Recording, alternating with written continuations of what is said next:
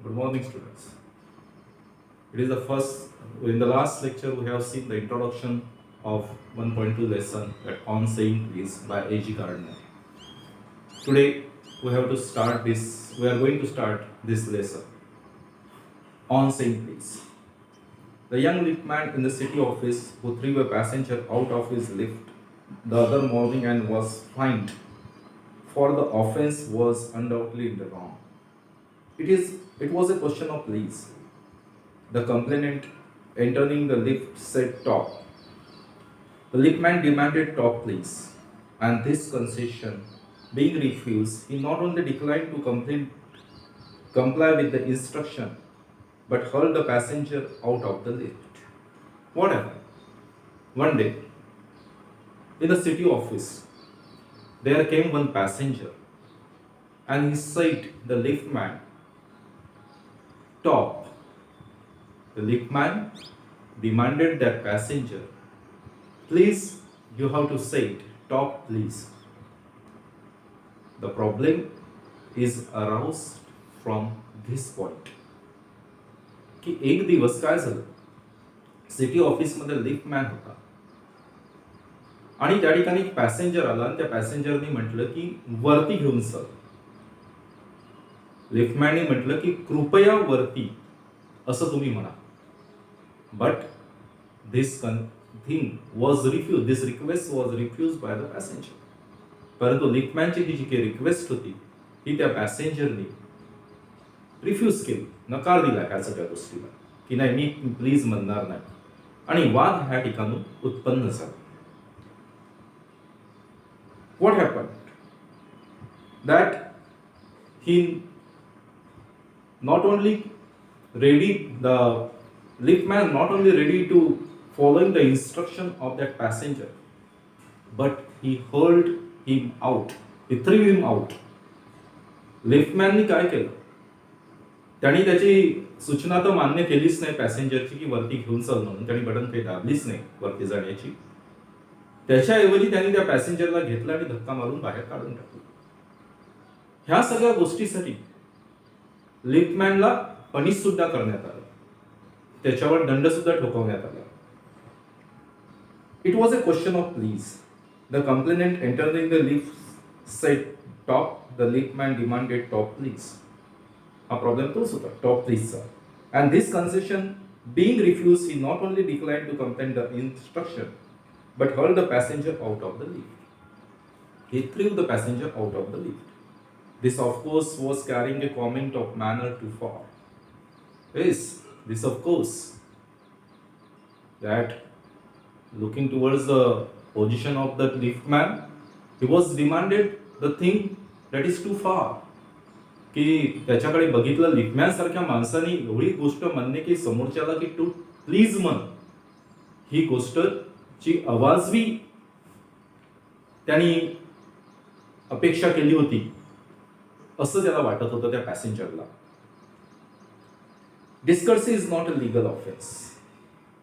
तसं बघायला गेलं, डिस्कर्सी, असभ्यपणा हा कुठल्याही कायद्याच्या दृष्टीने गुन्हा ठरत नाही.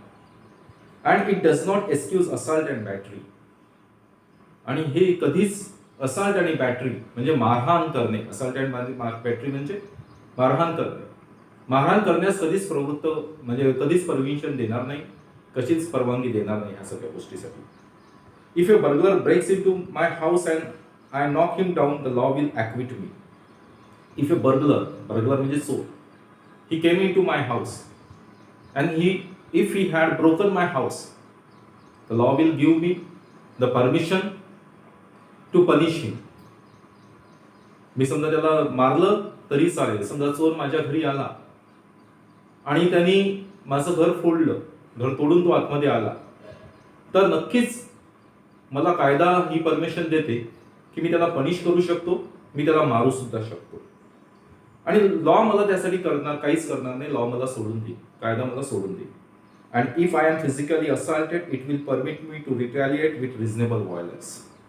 And if I am physically assaulted, assault म्हणजे मारणं, समजा मला त्यांनी शारीरिक इजा पोहोचवली, तर विथ रिझनेबल ग्राउंड मध्ये मला त्याला चांगल्या रीतीने बदला घेण्याची सुद्धा परवानगी देईल. मी त्याला चांगल्या रीतीने धडा सुद्धा शिकवू शकेल त्या स्वराला. मी त्याला चांगल्या रीतीने मारू सुद्धा शकेल आणि लॉ माझ्या बाजूने, कायदा माझ्या बाजूने उभा राहील. त्या ठिकाणी कायदा माझं काहीच करणार नाही. It does this because the burglar and my assailant have broken quite definite commands of law. It does this, हे करण्यासाठी परवानगी देत आहे कारण त्या चोरांनी कायद्याच्या दृष्टीने असलेल्या काही गोष्टीचं उल्लंघन नक्कीच केलेलं आहे, त्याच्यामुळे ते परवानगी देत आहे. But no legal system could attempt to legislate against bad manners or could sanction the use of violence against something which it does not itself recognize as a legally punishable offense. But no legal system could attempt to legislate against bad manners. But the sad thing is that there is no law against bad manners. असभ्यपणे वागणाऱ्यावर कुठलीही कायदेशीर कारवाई आपण करू शकत नाही, त्याच्यासाठी कायदा बनलेला नाही. समजा शाब्दिक याने कोणी तुमचा अपमान करत असेल तर ह्या ठिकाणी अत्यंत दुःखदायक गोष्ट ही आहे की त्या ठिकाणी कायदा काहीही करू शकत नाही. तिथं तो अपमान करणाऱ्याला कुठलाही पनिश करू शकत नाही, कुठलाही त्याला अपराध सिद्ध होत नाही त्याचा. समजा त्यांनी इन्सल्ट केला असेल तर. और कुड sanction the use of violence. कोणी इन्सल्ट केला असेल तर आपल्याला ही सुद्धा परवानगी नक्कीच देत नाही की आपण व्हायलन्सचा, मारहाणीचा, हिंसाचाराचा उपयोग करू शकतो against something which it does not itself recognise as a legally punishable offence unless it will prove it to be the legally punishable offence. जोपर्यंत हा लीगली पनिशेबल ऑफेन्स आहे, कायद्याच्या दृष्टीने दंडनीय अपराध आहे, हे सिद्ध होत नाही तोपर्यंत इन्सल्ट करणाऱ्या विरुद्ध आपण काहीही करू शकत नाही आणि ते कायद्याच्या दृष्टीने सिद्ध करू सुद्धा शकत नाही. समजा कोणी शाब्दिक दृष्ट्या आपल्या कोणी इन्सल्ट करत असेल तर. And our sympathy with the liftman. Yes, on this whole episode our sympathy must reach to the liftman. आपली सिम्पॅथी, आपली सहानुभूती नक्कीच लिफ्टमॅनच्या बाजूने जाणार, त्याच्याबद्दल कुठलीही शंका नाही, कारण त्यांनी अवाजवी अपेक्षा केलेली नव्हती.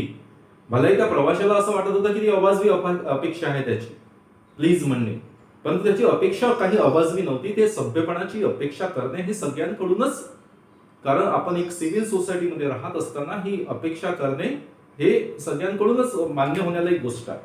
आणि तीच गोष्ट त्यांनी केली की प्लीज म्हणा फक्त, काय त्याचं काही चुकलेलं नव्हतं तसं पाहायला गेलं तर. त्याच्यामुळे आपली सिम्पॅथी नक्कीच त्याच्याकडे राहत आहे. And we must admit that the law is reasonable, but at the same time we have to admit that the law is reasonable. पण आपल्याला हे सुद्धा मान्य करावं लागेल की कायदा सुद्धा योग्य आहे, कारण आपली सिम्पॅथी त्याच्या बाजूने आहे, पण कायद्याने काय केलंय, त्याला पनिश केलाय. कोणाला? लिफ्टमॅनला.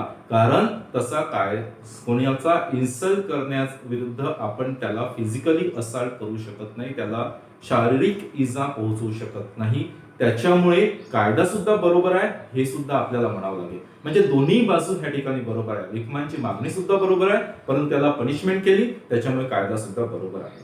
ते पहिल्या स्लाइड मध्ये दिलं आहे की त्याला पनिशमेंट केलेली आहे.